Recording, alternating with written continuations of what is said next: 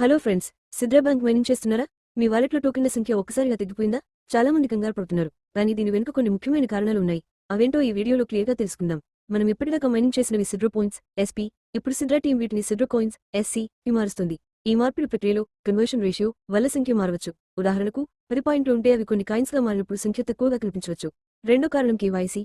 మీరు రెఫరెన్స్ ద్వారా పొందిన పాయింట్లు అన్ని మీ వాలెట్లోకి రావాలంటే మీరు మాత్రమే కాదు, మీ కింద జాయిన్ అయిన వారు కూడా కేవైసీ పూర్తి చేయాలి. సిద్రా బ్యాంక్ మైనింగ్ చేస్తున్నారా?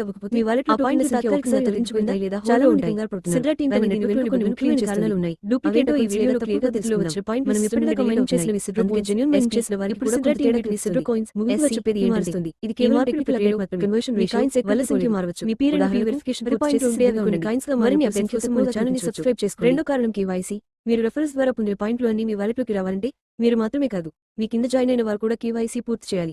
వారు వెరిఫై అవ్వకపోతే ఆ పాయింట్లు తాత్కాలికంగా తొలగించబడతాయి లేదా హోల్డ్లో ఉంటాయి. సిద్రా టీం తమ నెట్వర్క్లోని బగ్లను క్లీన్ చేస్తుంది. డూప్లికేట్ అకౌంట్స్ లేదా తప్పుడు పద్ధతిలో వచ్చిన పాయింట్లు సిస్టమ్ నుండి డిలీట్ అవుతున్నాయి. అందుకే జెన్యూన్ మైనింగ్ చేసిన వారికి కూడా కొంత తేడా కనిపిస్తుంది. ముగింపుగా చెప్పేది ఏంటంటే ఇది కేవలం టెక్నికల్ అప్డేట్ మాత్రమే.